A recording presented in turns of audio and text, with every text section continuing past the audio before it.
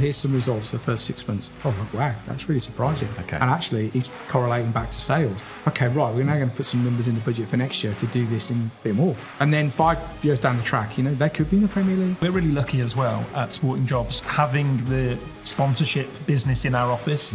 The big thing that we have to specialise in and we are expert at is finding the nuance between what is needed for each club in each position at that specific time. You've got 2 types of ROI. You've got intangible and tangible. You've got intangible, which obviously comes through the lens, the broadcast. You've also got a direct return on investment. They've got X amount of partners. Who can you introduce me to where I can do business with that's going to help me deliver X to my bottom line?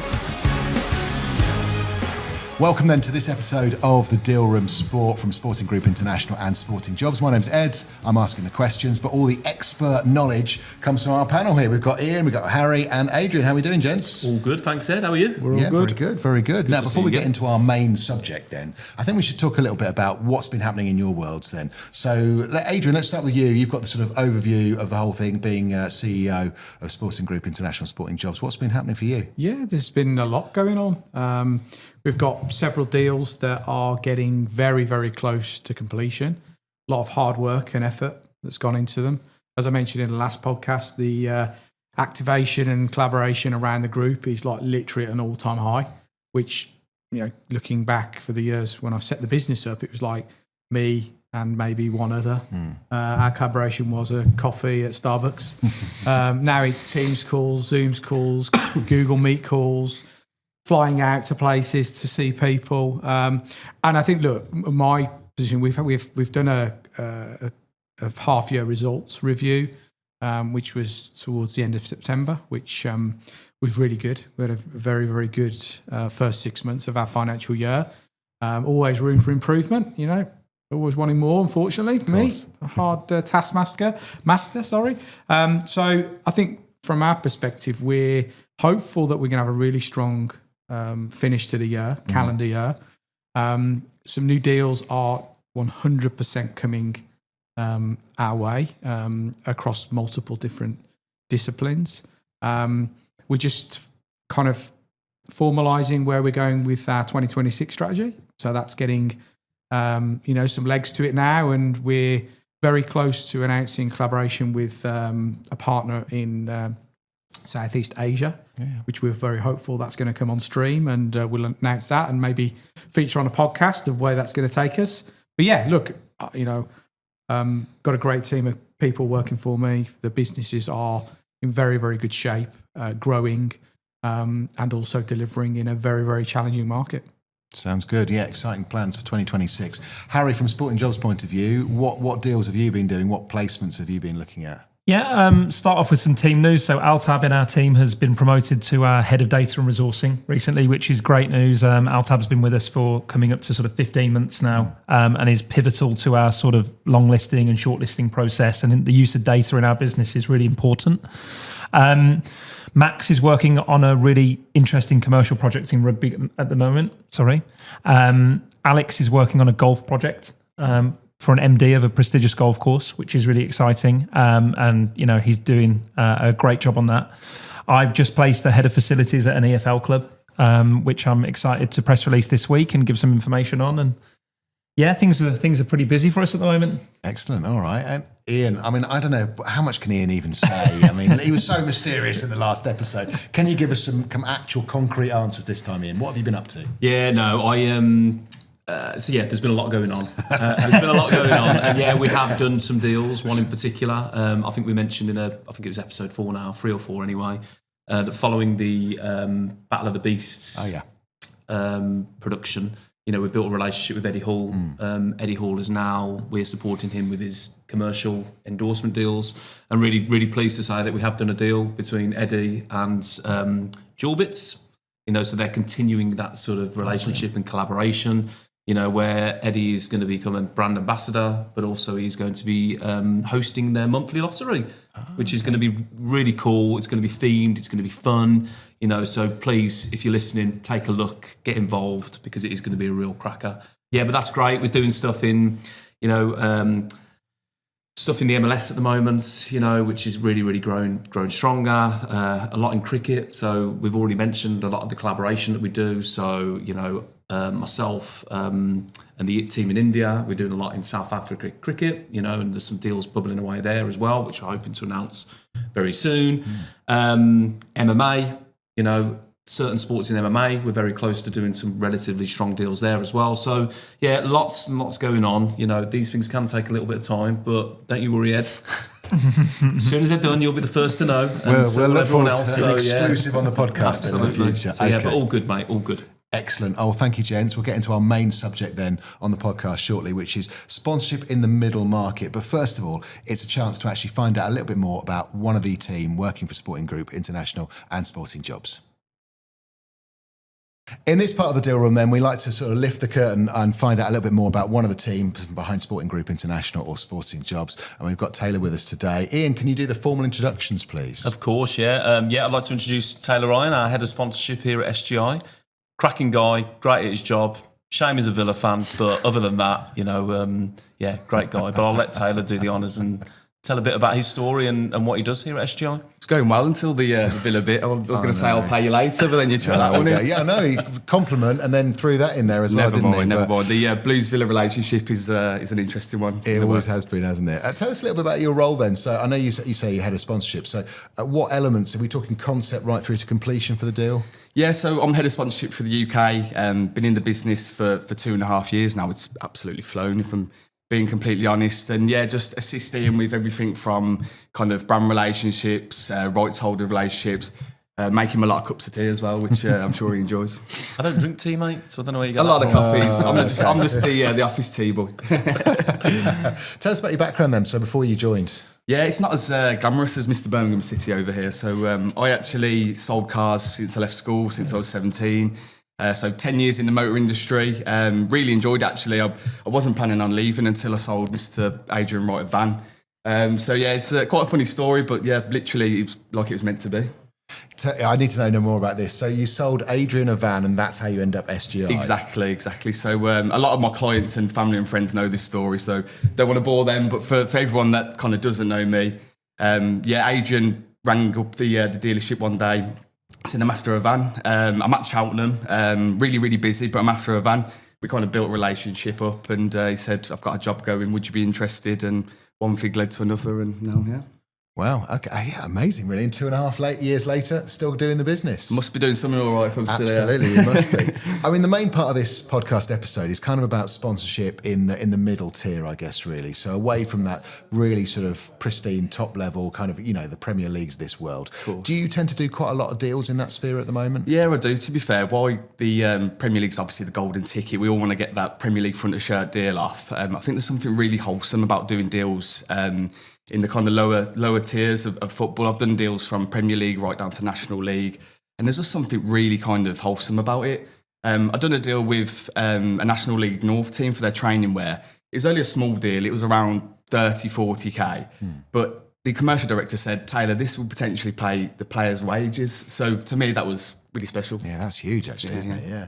Well, great to meet you. Thanks so much for joining us today. And hopefully in another 2.5 years, we'll catch up with you again on the next podcast. Yeah, I'll come back on in 2 years and Cheers, guys. Nice one, Taylor. Thank you. Right, let's get into the main subject then, gents. Okay, sponsorship in the middle market. Adrian, the obvious question is, what are we talking about here? What is the middle market? Do you know what? It might be a phrase that's only in my brain. Look, we're not a huge conglomerate agency. We haven't got thousands of people working for us. We're very lean and we've got a very focused group of individuals. And I think it's really important that we make sure that whatever we work on delivers results. You can be very, very kind of foolish just thinking that you're going to go and strike a Premier League shirt. You're going to go and do, a La Liga shirt. It's because the markets are volatile. They're very high value. So I kind of coined the phrase middle market. It's like clubs need our help at any level. And some clubs are very disrespectful to agencies. And I'm not going to call out names, but they're like, well, we don't need you. Well, actually you do, because we might have a brand that you're not speaking to or may never speak to because of a relationship we've built with them. And they've said, please can you go and speak to Club X, right? So we go and speak to Club X. knowing full well that Club X will not have spoken to these guys because they could be new into the market. We may know them from previous deals we've done. There's a whole range of things. So the middle market is literally us identifying sponsorship opportunities that clubs are either struggling to sell or don't know how to sell. So we talk about stadium naming rights. That is a middle market sale in the lower divisions. It is a primary asset in the top divisions. But let's be honest with you, there aren't many naming rights deals being done in the Premier League. True. Yeah. So because of the values, and they're overvalued, and I've said this on many of the podcasts, people literally need to make sure that they're going out with true figures and true reality, not a boardroom, fanciful, let's get 20 million. No, what's it actually worth? So the middle market for us, and we're seeing huge amounts of growth in the middle market. And I put this podcast down to it, I'll be honest with you. People are seeing more of us and they're asking us, well, we're seeing your podcast, we're seeing you doing lots of deals. We have worked, myself and Ian have worked in clubs. So we have run commercial departments for decades. Yeah. And we know how to bring an opportunity to life, how to convert it, and how to generate money. So we're just doing exactly what we would have done for clubs, but for more of multiple. That's just the way I see it. From what you say then, I mean, the middle market, they very much need you because they won't have that in-house provision. So it must be a very different experience dealing with them, say, as you mentioned, to the Premier League, which sometimes isn't always necessarily a nice experience, perhaps, from an agency's point of view. Yeah, I think, look, we just see ourselves as an extension to the sales team. So whatever asset it is, we are very, very, very clear about how we value an asset to work on. We have a very detailed report that literally is a scoring criteria that states, do we want to work with this club? Do we think the person that's asking us to sell this asset is going to actually facilitate a sale? So what I mean by that is, do they have the authority? Have they got an understanding from the board perspective that this is actually something they want to do? A lot of clubs have said, we'll do naming rights. When the push comes to shove, there's an offer on the table. Oh, no, we're not going to do it with that company. Well, hold on. You gave us the brief. We've brought the brand. And it's not long as it's like Ann Summers or something like just going to be totally controversial. If that's controversial, it may not be to some people. But we're sensible enough to think, well, actually, would we have got this through the gate when we were on around the boardroom table? So I think that's a definite question we ask. Do we want to deal with these people, and the club specifically? Because that could be the difference between winning a deal and losing it. And then it's like, what's the brand doing? Why is the brand financially stable to be able to do this opportunity? What's their balance sheet look like? Have they got the money? Might have year one, but what about year 5?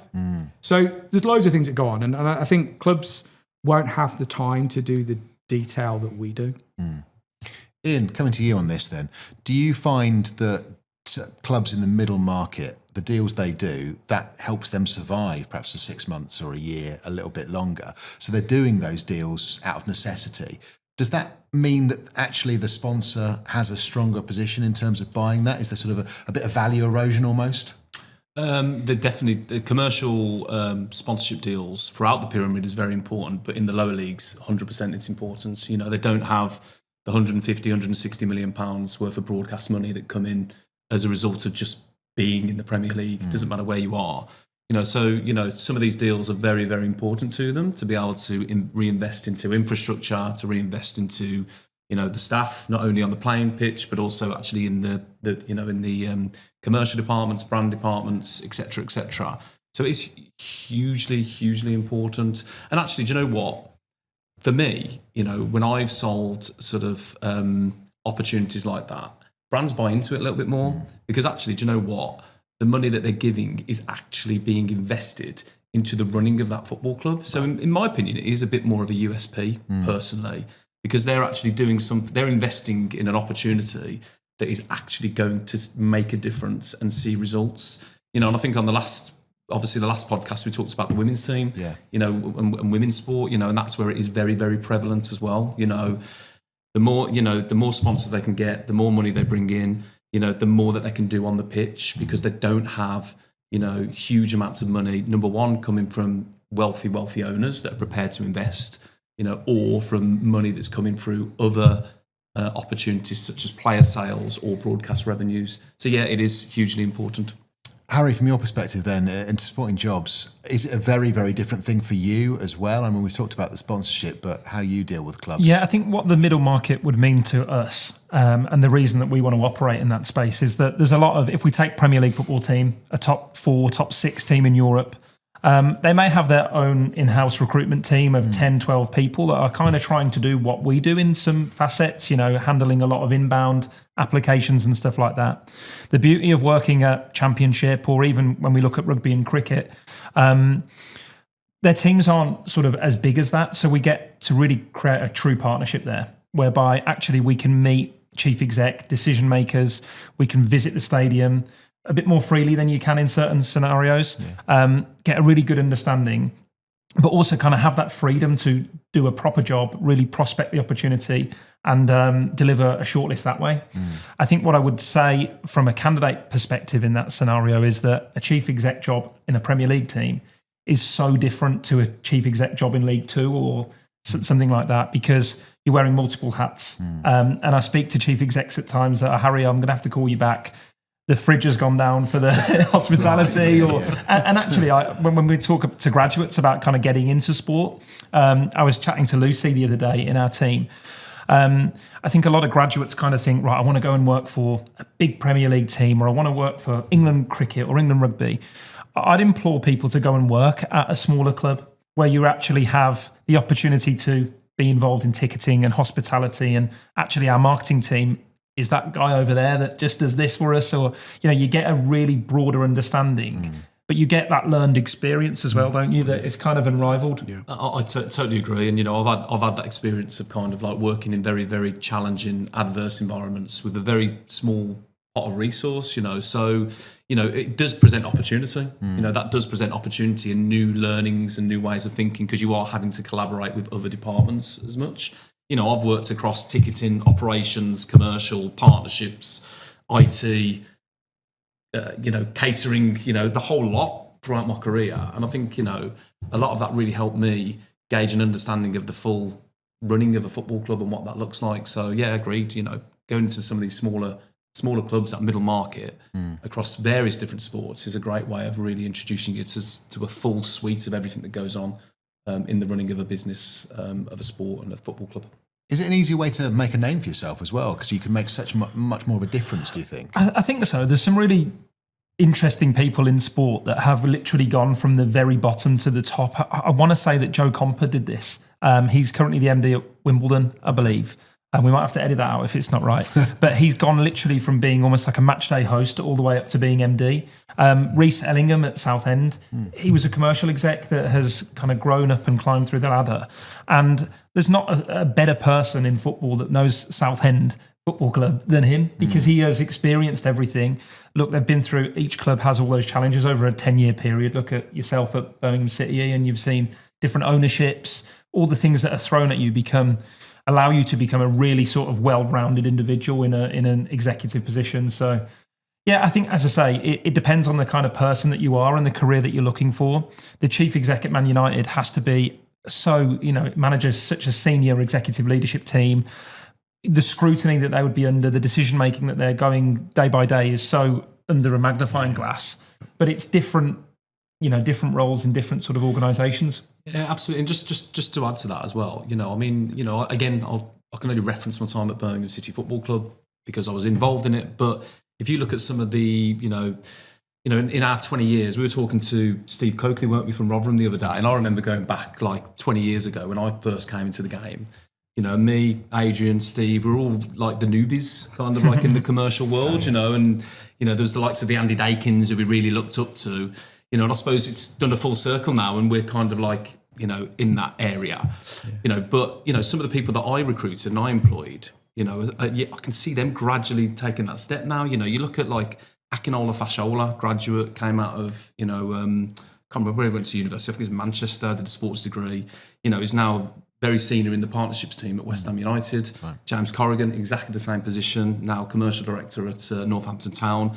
I can see him being a CEO one day, in a leadership team. People like Sam Sherratt, Josh Davis, both at Birmingham City, they've stepped their way up and made their way for the game. Same with Adam Clark as well. So there's so many different opportunities that present themselves, even going into those challenging situations where you can actually develop your career and take it to the next level. And I think they're proven testament to that.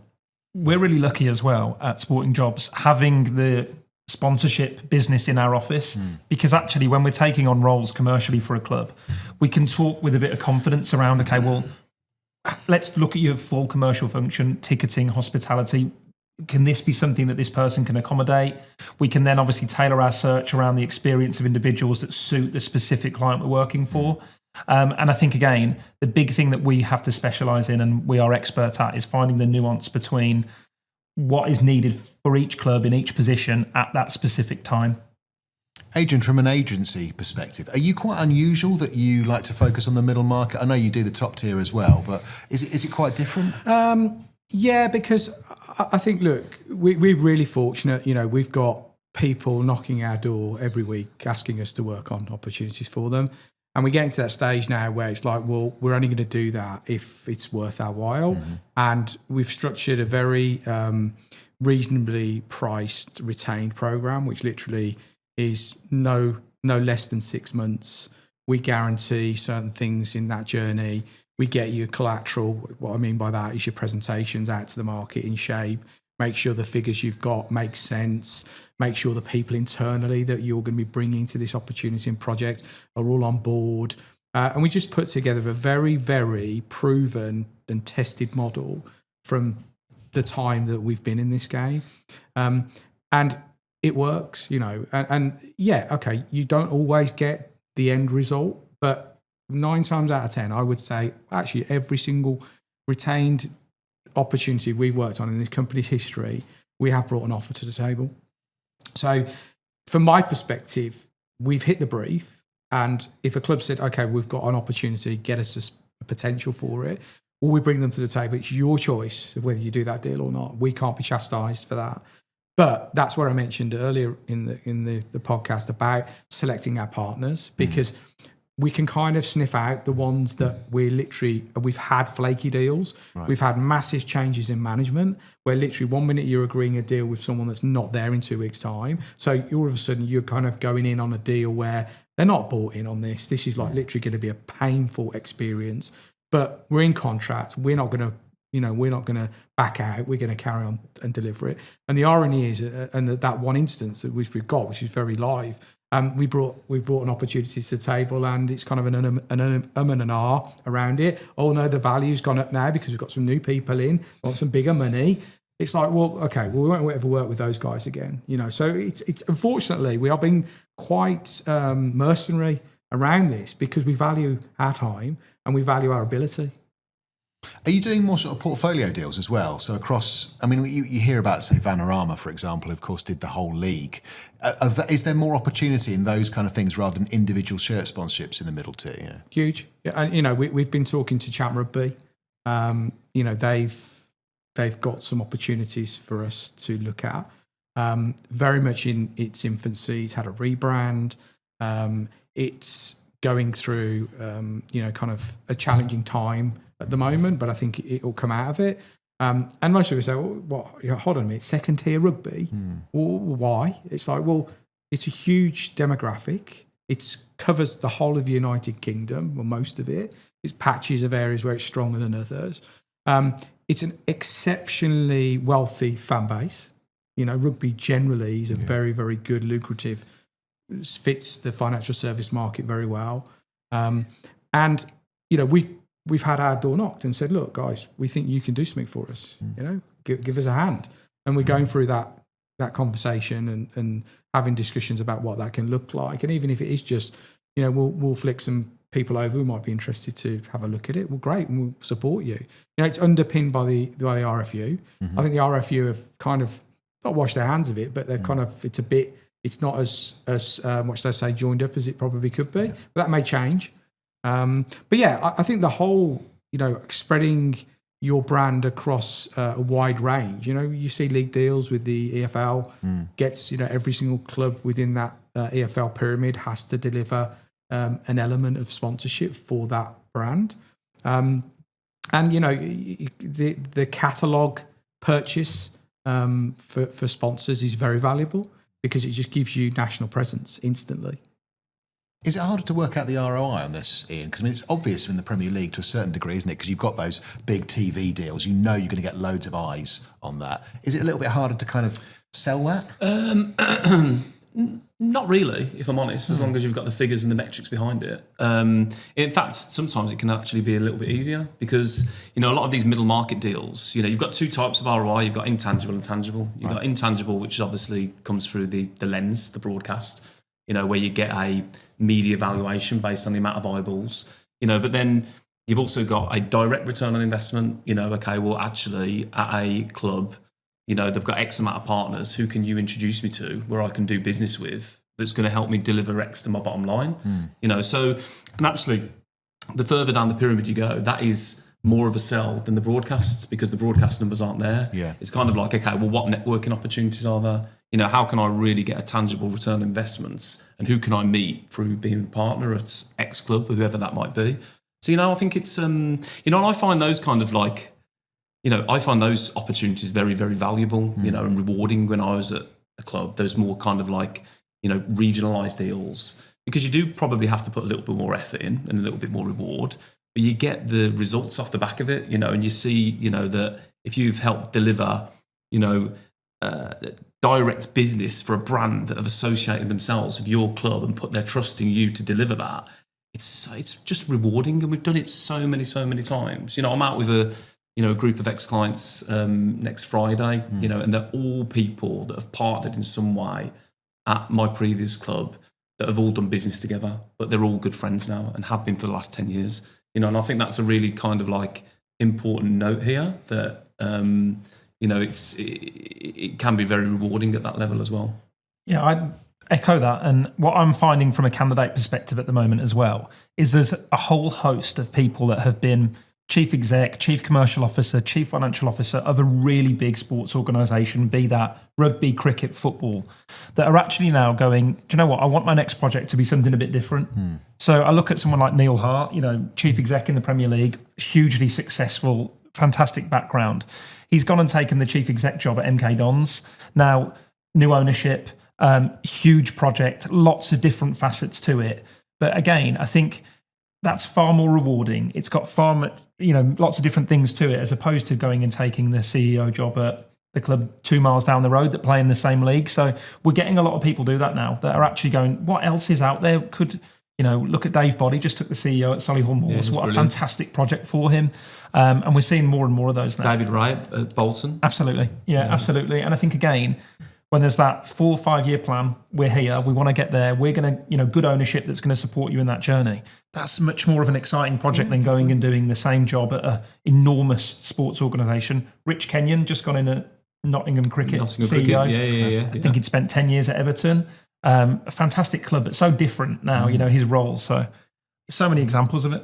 How's the future then looking, Adrian, would you say? Is this a growth area? Do you think it's almost become saturated at the top, that actually the middle market is the place to be? I think it's definitely a growth area. And I think it also takes the big boys out because the big agencies don't want to be in this space. Right. They think it's kind of beneath them. Where for us it isn't. At the end of the day, we engage with people to add some value, and adding value to a team in League Two or a team in Champ Rugby, or a group of teams, makes quite a bit of difference to us because it's what comes with it. Sometimes it's like identifying a smaller opportunity actually leads to the bigger opportunity. Do you know what? This is the budget this year.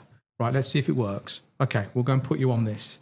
We go back to them, say, okay, well, here's some results for the first 6 months. Oh, right, wow, that's really surprising. Yeah, okay. And actually, it's correlating back to sales. Okay, right, we're now going to put some numbers in the budget for next year to do this in a bit more. Okay. And then 5 years down the track, they could be in the Premier League. It's not beyond the realms of 100%. They'd also value the work that you did with them when they were small as well. Yeah. And I think it's the thing that's our game is very, very cutthroat, and people will just literally, turn you over as quick as you fall. And I think we don't want to be in that environment. We'd rather have, 5, 6, 10 clients that we absolutely know everything about, even from where their kids go to school and whether they like golf or cricket. It's little things like that can add some value. And it's like, we aren't fortunate enough to be able to have hundreds of opportunities weekly. You know, we have a handful, but a select handful. Yeah, I think just to emphasise what Aid said there, because he hit the nail on the head. Every business starts somewhere. Yeah, of course. Coca-Cola started somewhere. Yeah. You know, and they obviously dabbled in sponsorship, and look where they are now. You know, Kazoo started somewhere, and then Adrian and the team back in the day went and placed, you know, £50 million plus worth of shirt deals across Europe. You know, so Did you do the Kazoo deal, Adrian? No, He never mentioned it. No, he didn't talk about it. it wasn't involved in that. Okay, so you've got £1 million. You're looking to put it somewhere. What do you do? There's the big question. Adrian, do you want to start with that one? What do you do with the money? Do you know what?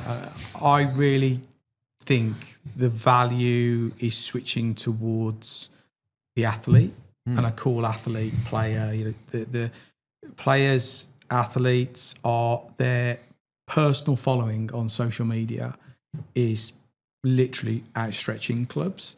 So clubs have got to get their heads around how they use their assets.